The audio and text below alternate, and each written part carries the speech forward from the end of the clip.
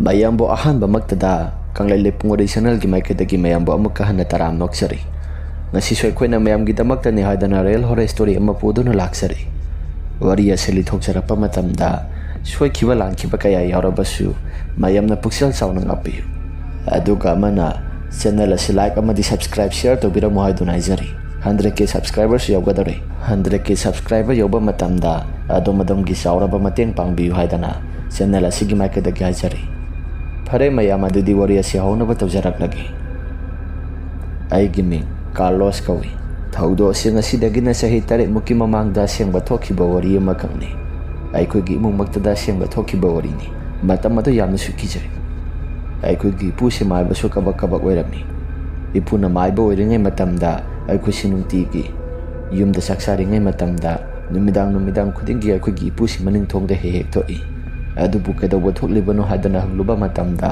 इपुना सुकसु थोदोकपा तौदे मपाल असिदा hyphae थोक्लगा issue कनागुंबा अमगा worry वताई सानै हादना फागी ओइन हेक तौथोलमनी मदुदा इखुना सुपिलिङै मतमदगी हौना इपुगा worry वताई सानरिबसि कनागुंबा मिसक अमगदी सानरे हादना वाखलदसु खरदु मखलगा लाकपनै आइखुना सावरक्लबा मतमदा इपुसि लाइगी तिंगी थौ तौबदु मक्सलगा युम धालकपा मतमदा हानगी मतौगुमना नुमिदांग खुदिंगी मनिंग थोंगी थोंग असी हांदोक्लगा दुमक थोई नोंग नुमित अमनी नोंगसु खरा मंगी इपुसि साक साबा तोक्लबा मतुंगदा मनिंग थोंग लोमदा थोकी अदुबु बाबा होय इमा होय अदुगा अबोक्ति कशु थुदोकपा अमता हाइदे आइगी मखागी सनुपीदुसु साक साबा तोक्लबा मतुंगदा लाइरिक पाफम कादा दुमक संखरे फना कुइना इपुसि संगलक्ति मदुदा बाबागे मागना बाजीना तौरीब थबकसिंग असी आइदि कया थोइना पामदेको असुक अहल ओइरक्लबा मतम असिदा हयेंग खुदोंग थिनिङाइ सोइदन ओइरक्पे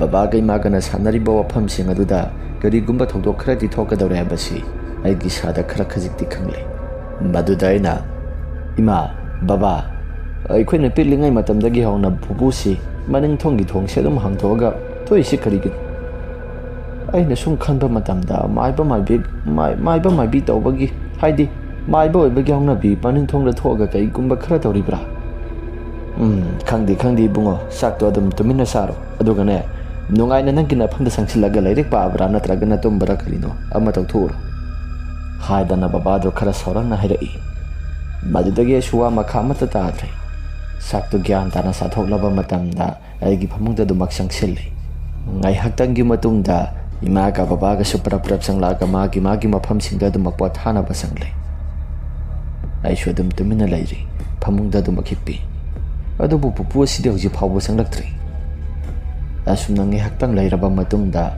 maning thonggi thong asi thingjilaga pupu si dum tumina sanglakhi pupuna sanglapa matamda mahaki tungthang balsaruga somsida kana gumba misak ama musin muba misak ama mami sami oina inarakpagum tawrakpado aishu haipiti owi अदुबु करीनो हाइदना आइगी सासे अदुम मुना येंबनी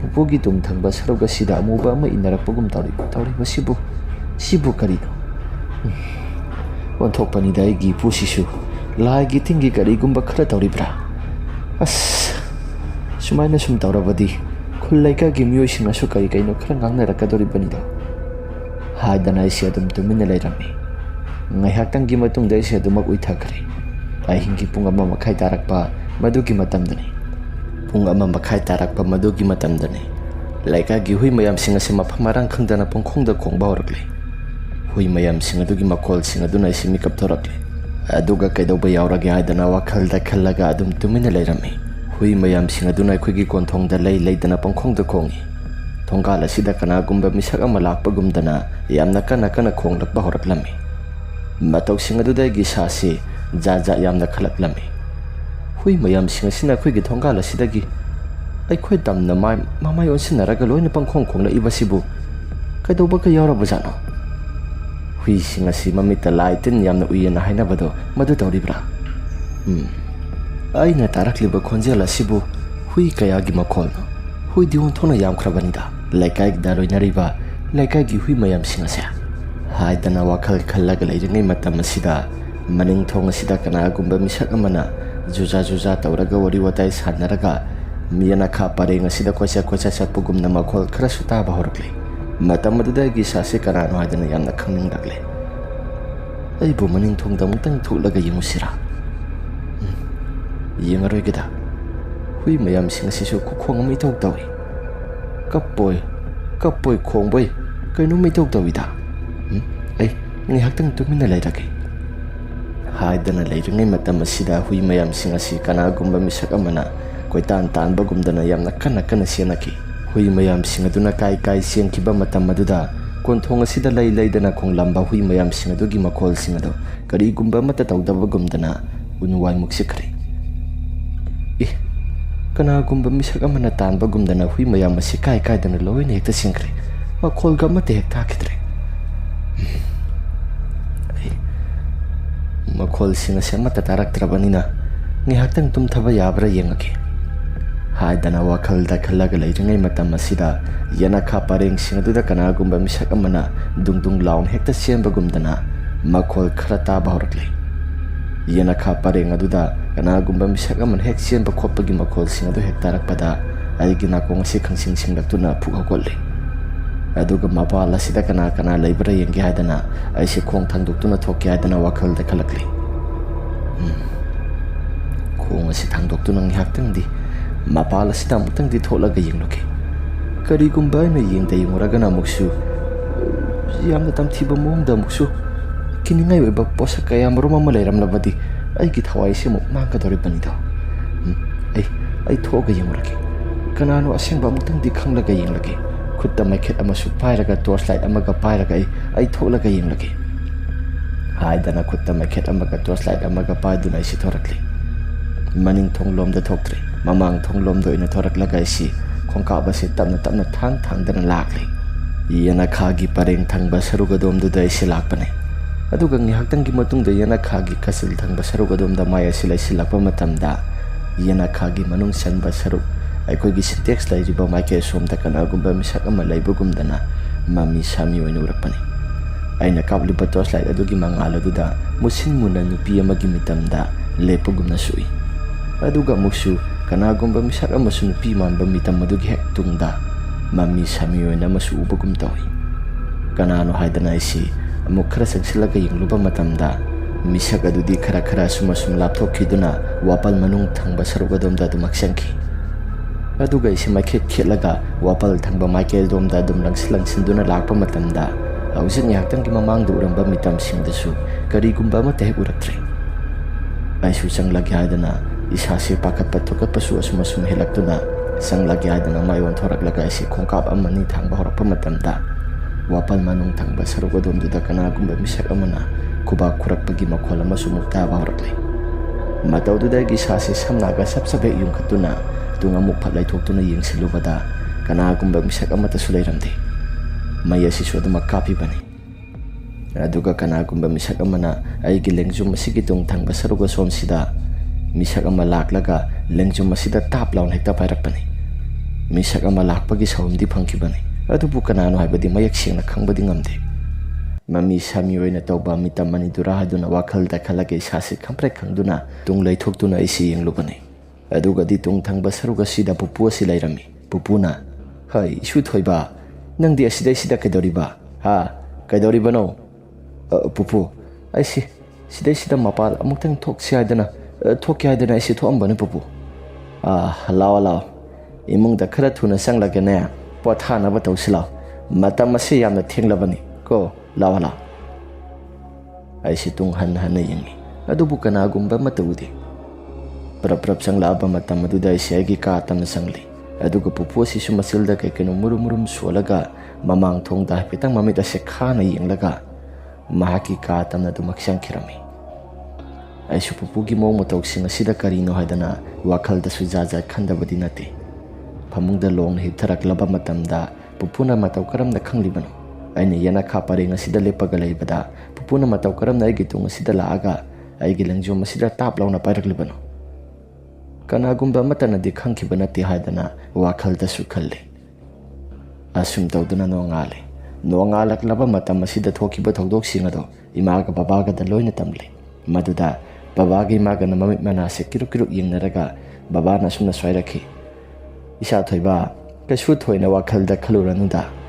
ꯍꯟꯗꯛ ꯃꯔꯛ ꯑꯁꯤ lai mathi phongba haidana khara tawni haidana laikai gi umang lai haraubadasu phawkhibani aduna lairak khara sukpa jaga sing haibadi aikhoi gi nawapal thangba saruga somda aduga mamang lairakina uwa yamna horiba yendhau yamna horiba maike somda yamna kana tamnai haidana khul laikai gi miyosina kabak ngangnaribani maduda kaya thoina wakhaldasu khalun babagi wafam asidai su angamakti natabanina isada yaba kauba leiti babada ina hairami baba lai gi tingi kaigumba ama mathi phongani hairabadi aja puja tawba yadabra aja puja tawgadabadusu lai harauba loirabanina kaisu thoina thausanadre hojikan gi matamda yare se masidai sida hena kok thadaraga matha sanabani baba na hairaklami masigi matungdagi aisu wakhala se kaisu thoina mata khaludre nong numit amani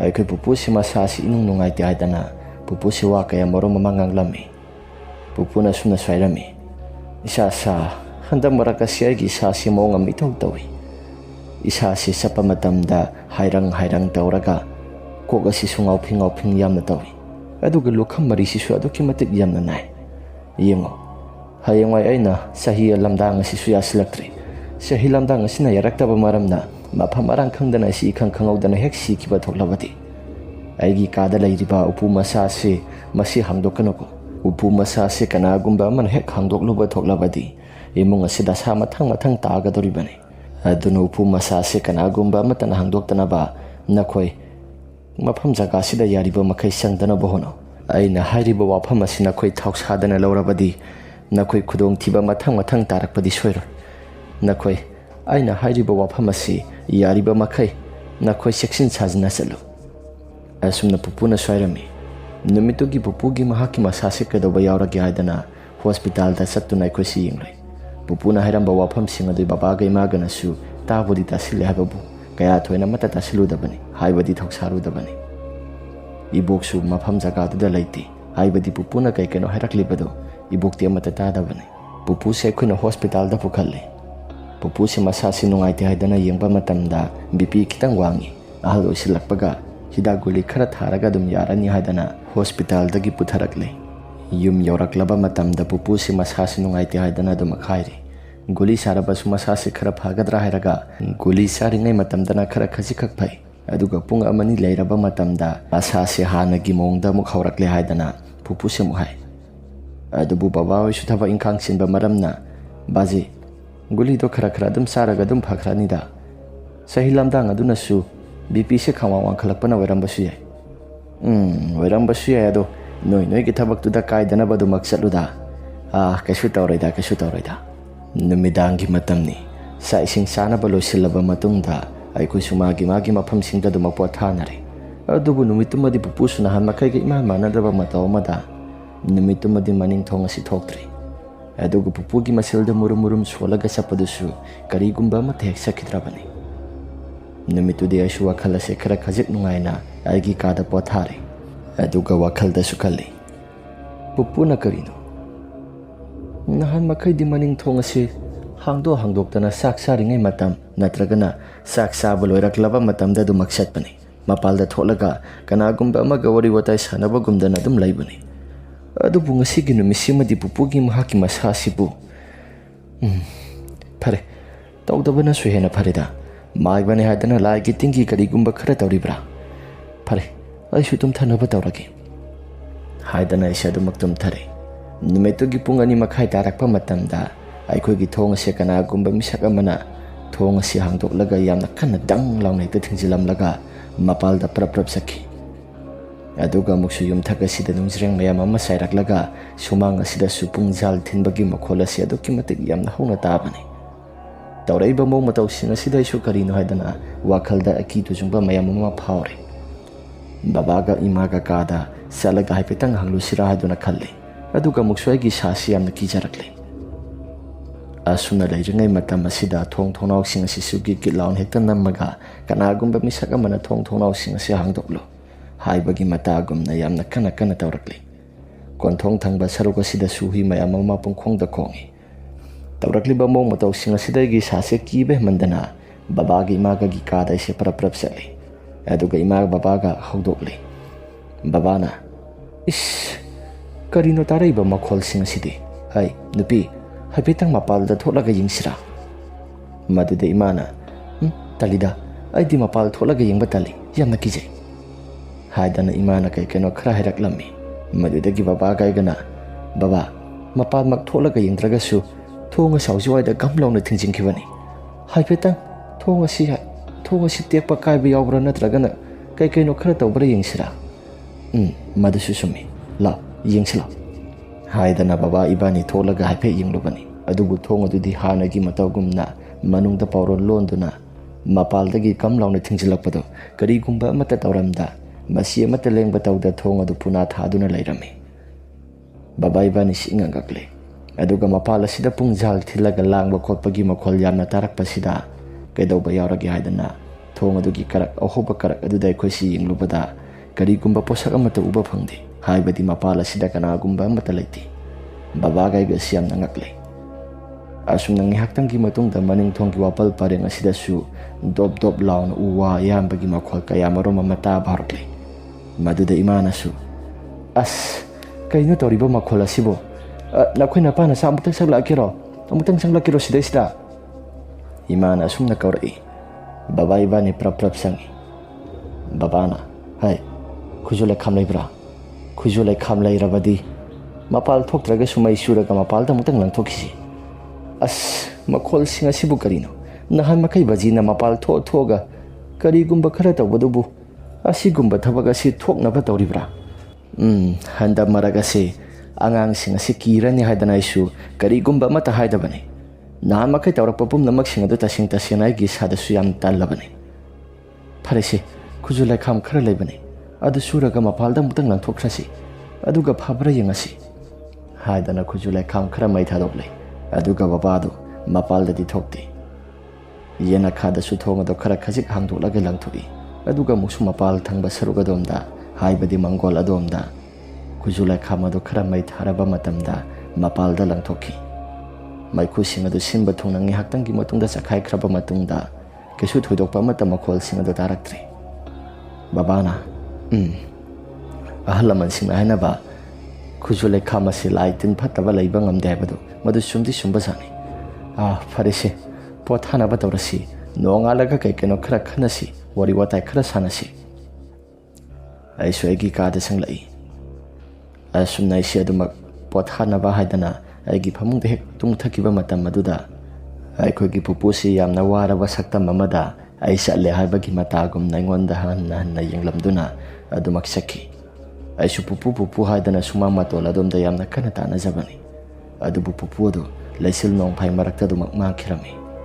Ngai haktangi matungda isi mikap thorakle humang ana pikarami. Hujiki manga dubu karino pupu dubu hogalaba jala. Haidana isi pupugi kada sangi haidana tawi. Pupugi kasi sangi haidana tawbadaigi sada yamna kijaba amadi phawba horakle. Sangaroi kita abokna hautoktuna dumak sanglage. Aduna pharani aigi phamung asida ngihaktan pot harurage. Haidana aigi phamungda ngihaktan hipoi phamboi tawduna isase lairami. Abokna pupusi yamna kana kauba mali. Pupusi kauba taraktre haidana babaga imagada kaurakle. Aisu isal susen sirle. Aduga kaidawba yawrage haidana aikoisi pupugi masado nom duna hautokpa matamda pupugi masase sora amata yawramdri. Haibadi akhoi mayambu thadoktuna sakre. Akhoi mayam asisu yamna kapna launabagi makhola asida yumthangnabagi miyosing asisu loina sensinnarakle. Kaidawba yawrage haidana sensilakpani. Laikaigi miyamsing asisu khangle. Asumna ngihaktangi matungda pupugi mathau mangamsing adu pangthoknaba mayam sangduna hotnare. Pupugi mathau mangam pangthokpa loisingkre. Sorak manung asidi kasu thoidokpa mata su tawraktri. Adubu nongmo numit ama nongthi nomangba matamni. Imana pupugi kasi lam tasimba sangi haidana sanglubani. Pupuna hana tumnaramba phamung asi abokna tumlabani. Imana lam tasimba sangba matamda pupugi upu leiriba adomda dop lauba makari kumba makhol khara taraklami hai.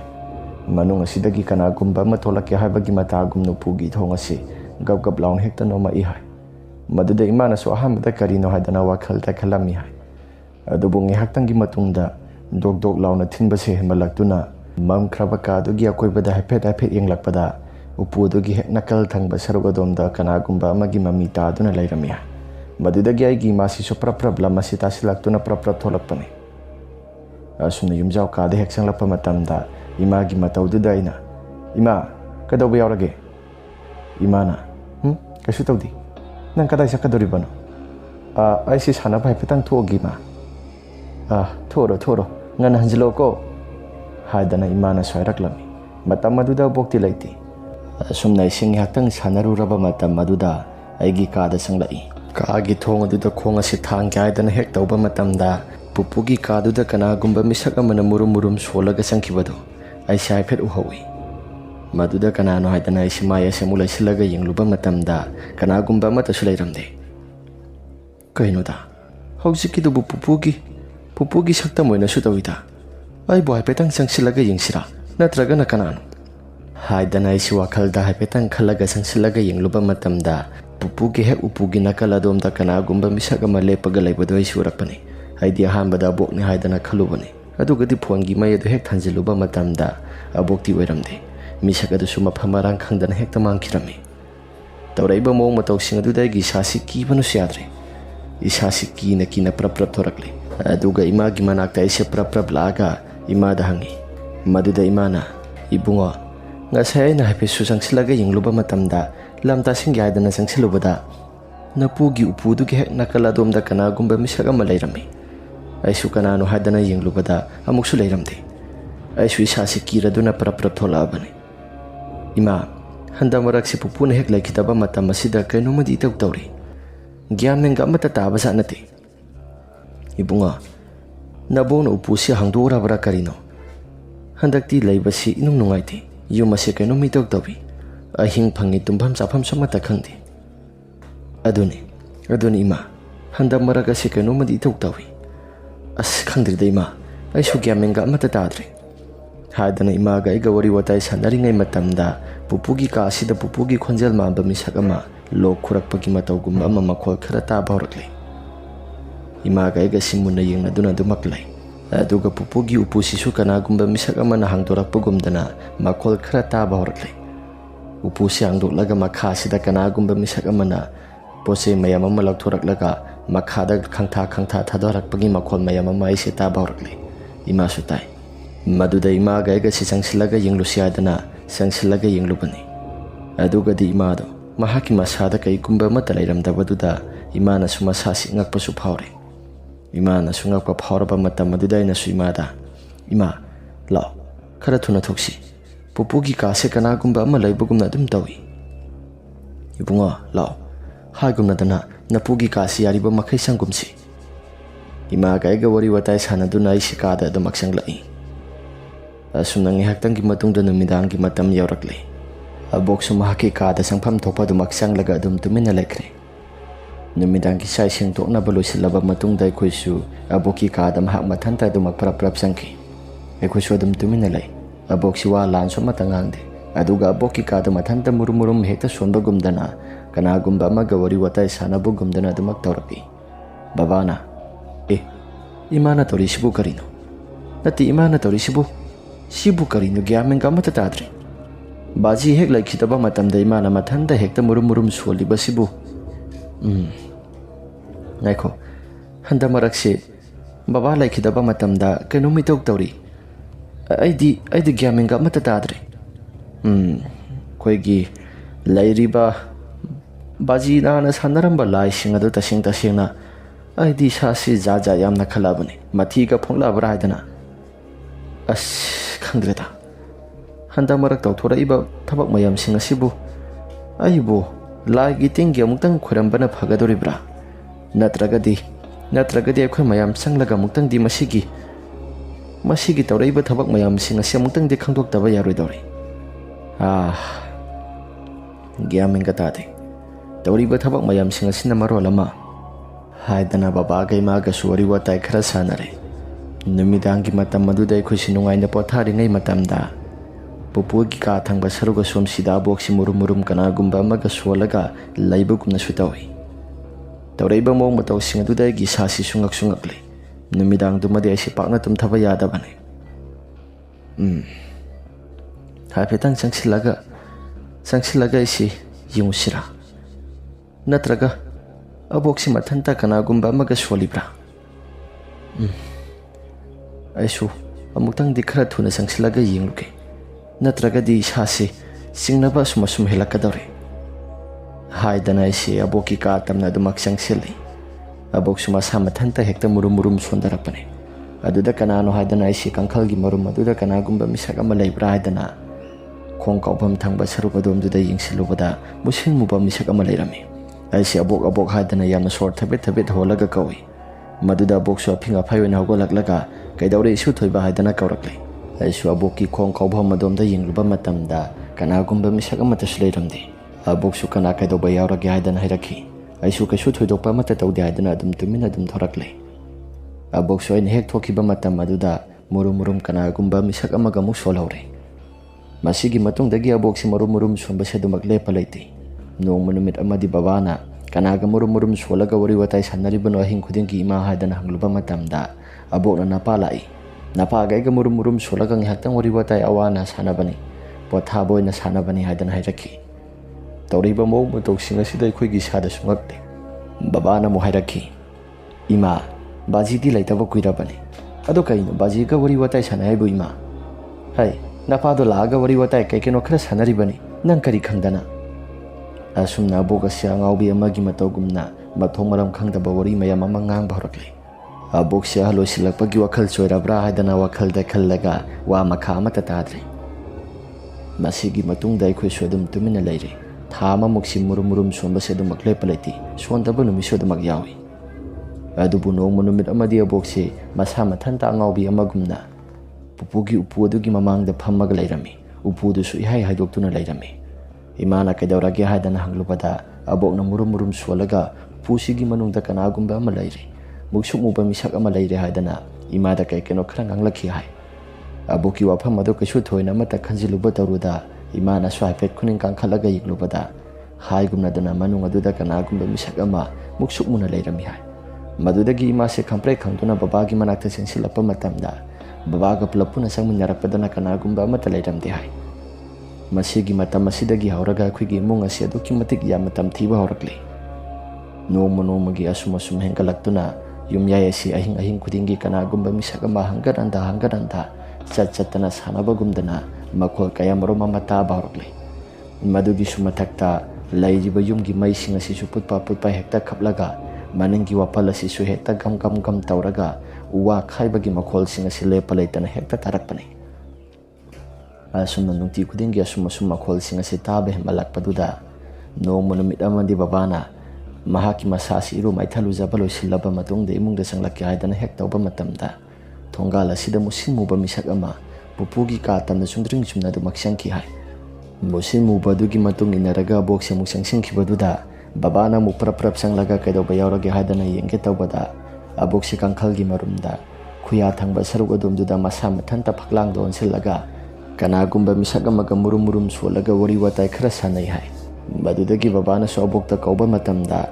ꯑꯕꯣꯛꯁꯤ ꯄꯥꯛꯅ ꯇꯥꯗꯦ ꯍꯥꯏ꯫ ꯃꯅꯥꯛ ꯆꯪꯁꯤꯜꯂꯒ ꯅꯣꯝꯂꯒ ꯀꯧꯔꯨꯕ ꯃꯇꯝꯗ ꯑꯕꯣꯛꯁꯤ ꯋꯥꯟꯊꯔꯛꯏ ꯍꯥꯏ꯫ ꯑꯗꯨꯗꯒꯤ ꯑꯩꯈꯣꯏ ꯃꯌꯥꯝ ꯑꯁꯤ ꯀꯣꯏꯂꯥꯡ ꯂꯥꯡꯅꯗꯨꯅ ꯍꯣꯁꯄꯤꯇꯥꯜꯗ ꯄꯨꯈꯠꯄ ꯃꯇꯝꯗ ꯍꯣꯁꯄꯤꯇꯥꯜ ꯌꯧꯕ ꯃꯇꯝꯗ ꯑꯕꯣꯛꯁꯤ BP ꯁ꯭ꯇ꯭ꯔꯣꯛ ꯇꯧꯔꯒ ꯐꯅ ꯀꯨꯏꯅ ꯃꯁꯥ ꯑꯁꯤ ꯍꯣꯁꯄꯤꯇꯥꯜꯒꯤ ICU ꯔꯨꯝꯗ ꯗꯣꯛꯇꯔ ꯃꯌꯥꯝ ꯆꯪꯂꯒ ꯂꯥꯏꯀꯠꯅꯔꯕ ꯃꯇꯨꯡꯗ ꯑꯕꯣꯛꯁꯤ ꯀꯟꯕ ꯉꯝꯗꯅ ꯂꯩꯈꯤꯗꯦ꯫ ꯃꯁꯤꯒꯤ ꯃꯇꯨꯡꯗꯒꯤ ꯑꯩꯈꯣꯏꯒꯤ ꯏꯃꯨꯡ ꯑꯁꯤ ꯅꯣꯡꯃꯒꯤ ꯑꯁꯨꯛꯀꯤ ꯃꯇꯤꯛ ꯇꯝꯊꯤꯕ ꯍꯧꯔꯛꯂꯤ꯫ ꯄꯨꯄꯨꯒꯤ ꯈꯣꯟꯖꯦꯜꯁꯨ ꯑꯃꯨꯛ ꯇꯥꯔꯛꯏ, ꯑꯗꯨꯒ ꯃꯊꯣꯡ ꯃꯔꯝ ꯈꯪꯗꯕ ꯈꯣꯟꯖꯦꯜꯁꯨ ꯀꯌꯥꯃꯔꯨꯝ ꯑꯃ ꯇꯥꯕ ꯂꯦꯞꯄ ꯂꯩꯇꯅ ꯑꯗꯨꯃꯛ ꯇꯧꯔꯛꯏ꯫ ꯑꯕꯣꯛꯀꯤ ꯁꯣꯔꯥꯠ ꯑꯁꯤ ꯂꯣꯏꯈ꯭ꯔꯒ ꯑꯃꯨꯛꯀ ꯍꯦꯟꯅ ꯍꯦꯟꯖꯤꯜꯂꯛꯏ꯫ ꯇꯧꯔꯤꯕ ꯄꯨꯝꯅꯃꯛꯁꯤꯡ ꯑꯁꯤ ꯂꯦꯞꯄ ꯂꯩꯇꯅ ꯁꯨꯝ ꯇꯧꯈꯠꯂꯛꯄꯗꯨꯗ ꯂꯩꯀꯥꯏꯒꯤ ꯃꯥꯏꯕ ꯑꯃꯒꯤ ꯃꯅꯥꯛꯇ ꯆꯠꯂꯤ꯫ ꯑꯗꯨꯒ ꯃꯥꯏꯕꯗꯨꯅ ꯑꯃꯨꯛꯇꯪꯗꯤ ꯌꯦꯡꯕꯤꯌꯨ ꯍꯥꯏꯗꯅ ꯑꯩꯈꯣꯏꯅ ꯀꯧꯔꯨꯕ ꯃꯇꯝꯗ ꯃꯥꯏꯕꯗꯨꯅ ꯂꯥꯛꯑꯒ ꯀꯩꯅꯣ ꯈꯔ ꯌꯦꯡꯕꯤꯔꯦ꯫ ꯑꯁꯨꯝꯅ ꯃꯥꯏꯕꯗꯨꯅ ꯌꯦꯡꯕ ꯃꯇꯝꯗ ꯃꯥꯏꯕꯗꯨꯅꯁꯨ ꯍꯥꯏꯔꯛꯈꯤ, ꯂꯩꯈꯤꯗ꯭ꯔꯕ ꯅꯪꯒꯤ ꯅꯃꯥꯗꯨꯅ ꯎꯄꯨ ꯑꯁꯤ ꯍꯥꯡꯗꯣꯛꯂꯨꯔꯦ꯫ ꯎꯄꯨ ꯑꯁꯤ ꯍꯥꯡꯗꯣꯛꯇꯕ ꯌꯥꯗꯕ ꯊꯕꯛ ꯀꯩꯅꯣ ꯈꯔ ꯂꯥꯏꯒꯤ ꯇꯤꯟꯒꯤ ꯑꯣꯏꯕ ꯇꯧꯔꯀꯥꯟꯗ ꯍꯥꯡꯗꯣꯛꯀꯗꯕꯅꯤ꯫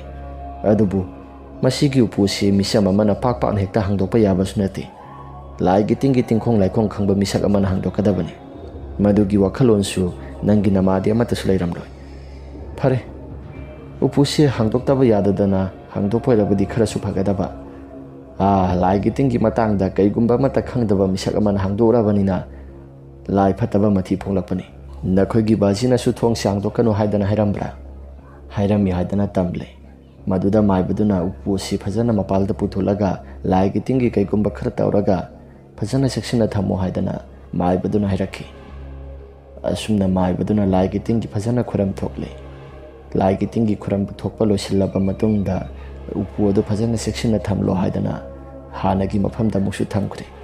Masigi matungdagi upu si angdu angjin tauba matamda kaisu akaibu lairoidra haidana babana hangluba matamda maibaduna su kaisu thudokpadi tauroi adubu paknadi hangdokanu haidana maibaduna soirami. Masigi matungdagi di kaisu thudokpa amata su taukhidre. Tasena hairabada upu si matik mayai yamna kanba upuni. Aduna masigi upu si isam samba upu nati. Laigi tingi karigumba khara sanaba yabu upuni haidana maibaduna soirami. Seksinabu thamlabadi imung asi aduki matik yamna nungairakani. Aduna upu si amang aseng khaina thamo haidana yamna siengna thamo haidana maibaduna hairaki. Masigi matungdagi akhoi imung asi su kaisu thudokpa amata taurakidre. Hana ingna singna lairamba akhoi imung asi su amung hanjilakle. Adubu upu si matam supagi oina hangdoktre. Akhoi su amang aseng khaina upu si yamna siengna thambaduda akhoi su hauji phawbagi oina di nungai yaifana dumak laire. Wari ase matang asida losinjare. Wari ase nungai birabadi like amadi subscribe share tawbiramo haiduna ijari. Adomodom-gi isada thokpa asengba wari sing laibiragadi akhone pithokchariba WhatsApp number asida thabiraknaba ningsingjari. Phare mayam adudi ngasigidi matang asida losinjarabanina mathangi warida mo hana thengnarasi. Ima laibakna yai phare.